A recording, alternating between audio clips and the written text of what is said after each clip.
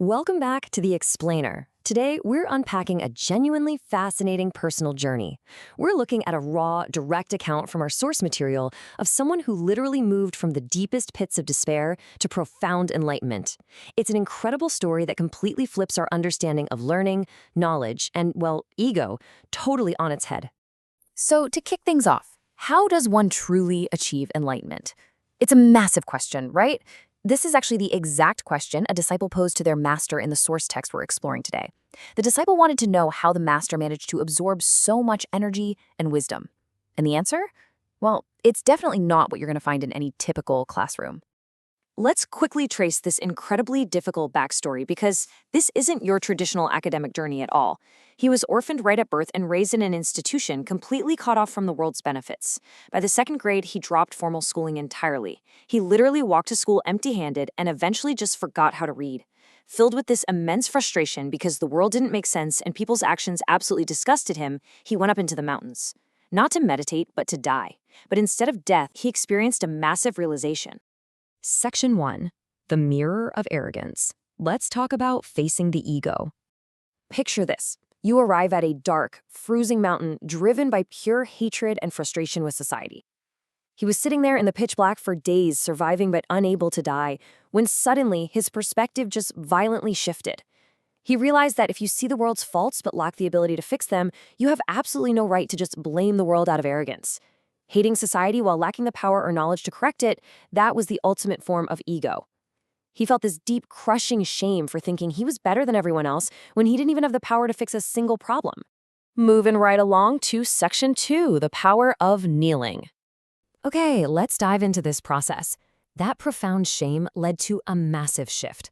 For the very first time in his life, this angry, deeply stubborn man did something he had never done before. He yielded. Realizing he had the eyes to see the flaws but hadn't actually studied how to solve them, he began this grueling process.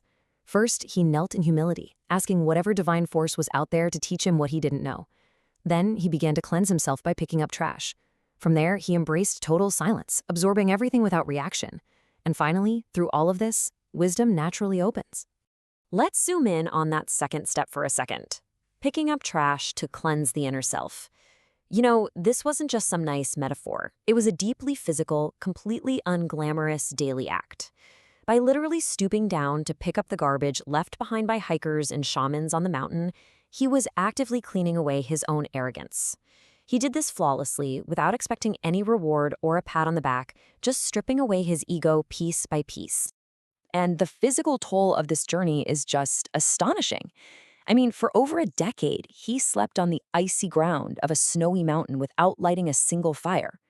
Now, you might be wondering, how in the world did he survive this extreme, deadly cold unharmed? Well, he explains that his physical protection came entirely from his pure, ego-free state.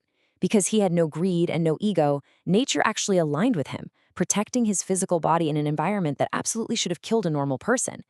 But the freezing cold was only part of the ordeal. Over those years in silence, he absorbed intense abuse from passersby. People would show off in front of him, hurl insults, spit on him, and even randomly kick him in the side for absolutely no reason. And what did he do? He absorbed it all. He just drank it in. He never once opened his mouth to complain or defend himself. All right, Section 3, redefining true knowledge. Now, what's really interesting about this concept is the stark contrast. This harrowing, incredibly intense decade on the mountain really forces us to ask, where does real knowledge actually come from? There is a huge difference between traditional knowledge and true knowledge. Traditional knowledge, the kind you get from books, is what he abandoned back in the second grade. In fact, he only relearned how to read his own name much later by just asking strangers in the park for help while delivering newspapers. True knowledge, however, comes from absorbing everything you see and hear in the world, completely without ego or judgment. Every single thing people said to him on that mountain, even the brutal insults, was actually vital knowledge being delivered straight to him. Let me share a really poignant anecdote that perfectly captures this mindset. Years later, after returning to society, he used his newfound capabilities to track down his biological parents. He traced them all the way to the USA, only to discover they were living these incredibly powerful, successful lives. They didn't need him. But instead of being crushed, he simply let it go. He realized that his parents abandoning him originally wasn't some cruel trick of the universe. It was the exact condition he needed to force him onto his unique path. Every painful rejection had been a completely necessary lesson for his growth. Which leads us to this really powerful definition. Wisdom is the natural opening of the mind that occurs when life's lessons are absorbed without greed or ego. The master emphasizes that you cannot forcefully chase wisdom.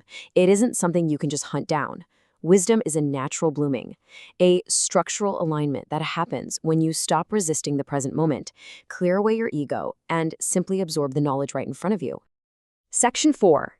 Everything is a lesson. So, the crucial point is this. How do we take a story of surviving on an icy mountain for a decade and actually apply it to our modern, everyday struggles?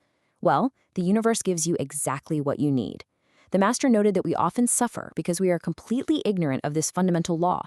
We complain about our circumstances, we resent the people who annoy us, and we actively reject the very lessons placed directly in our path. When we push away the difficult moments or blame others, we're literally refusing to consume the curriculum the universe provided for our personal growth. Your lessons are already right in front of you. You don't need to go searching far and wide for a special teacher or a secret book. Everything you're seeing and hearing today is your study material. If things are difficult right now, it might be because you are ignoring the lessons staring you right in the face. So I'm going to leave you with this question to reflect on. What uncomfortable lesson is sitting right in front of you today? And how much wisdom could you unlock if you finally chose to absorb it without your ego getting in the way?